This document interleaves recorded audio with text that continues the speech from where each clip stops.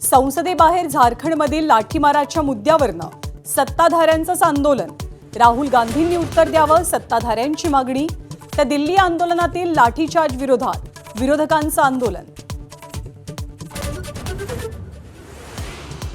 2018 मधली शिवसेनेची घटना लोकशाही विरोधी, तर शिंदेंची नियुक्ती सुद्धा लोकशाही विरोधीच। कपिल सिब्बल यांचा सुप्रीम कोर्टात जोरदार युक्तिवाद। निवडणूक आयोगानं अधिकार क्षेत्राचा गैरवापर केल्याचा आरोप। मराठा आरक्षणासाठी येत्या 29 तारखेपासून जरांगेंचं पुन्हा आंदोलन। गरज पडल्यास पुन्हा मुंबईला धडक देण्याचा इशारा। तर बावनकुळेंबद्दलच्या आक्षेपार्ह वक्तव्यामुळे अमरावतीत जरांगेंच्या विरोधात तेली समाजाचं आंदोलन।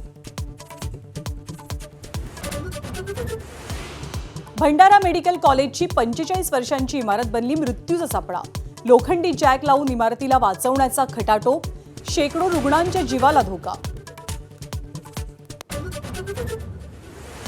भारतापेक्षा पाकिस्तान चांगला अशी पोस्ट करणाऱ्या 5 संशयितांना एटीएसनं घेतलं ताब्यात। ठाणे जिल्ह्यातील मुंब्रा, पडघा आणि पालघरमध्ये कारवाई। टेलिग्राम चॅनेल काश्मीरमधल्या एका व्यक्तीकडनं चालवलं जात असल्याची माहिती।